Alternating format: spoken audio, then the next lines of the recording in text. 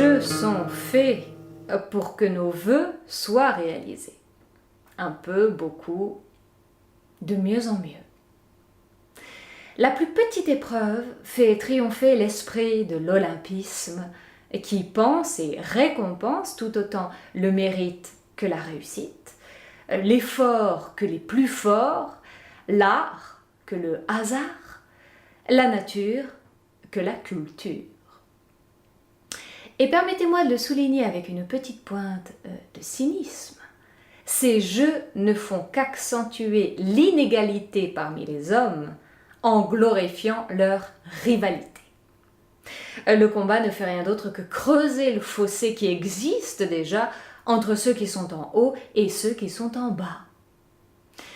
La racine grecque, agone, on la retrouve aussi bien dans antagonisme que dans agonie, parce qu'il s'agit le plus souvent d'une lutte à mort pour la vie contre la mort virtuelle, mais réelle aussi, symbolique, mais qui peut tourner au tragique aussi. Nous assistons à des étoiles qui naissent, mais nous n'offrons aucune assistance aux étoiles qui meurent.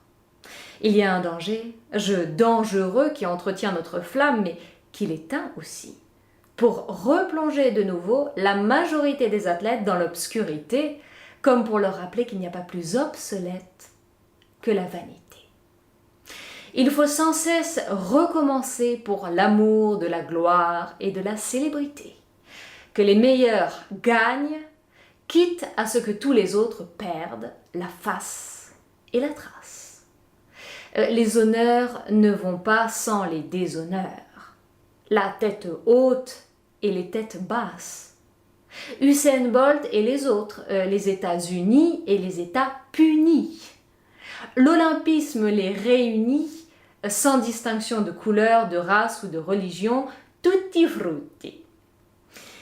Et je me frotte les yeux en assistant à une partie de ping-pong entre une Française et une Allemande, parce que j'avais du mal à les distinguer l'une de l'autre. Je ne pouvais m'identifier à l'une sans m'identifier à l'autre, parce qu'elles se ressemblent comme deux gouttes d'eau.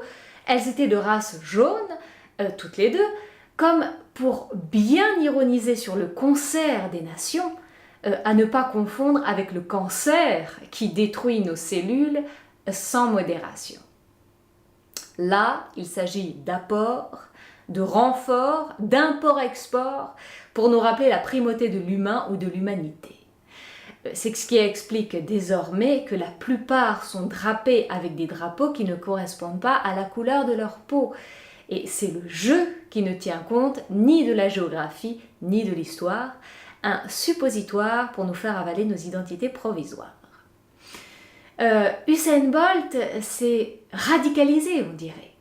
Avant de courir, je l'ai vu se signer 3 fois au moins, au nom du Père, du Fils et du Saint-Esprit, encore un symbole laïque pour se remettre en mémoire les 3 étages, l'or, l'argent et le bronze, les 3 âges, l'âge des dieux, l'âge des héros et l'âge des hommes, et les 3 montages, ceux qui sont bien dedans, ceux qui sont mal dedans, et les plus nombreux qui sont dehors pour bénir ceux qui sont bien dedans et maudire ceux qui sont mal dedans. Comment on les appelle déjà ?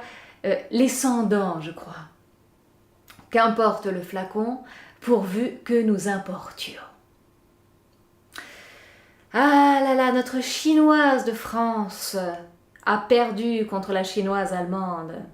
Pas de bol, et je ne ris pas, parce qu'il n'y a pas plus sacré que le droit du sol olympique. Yeah.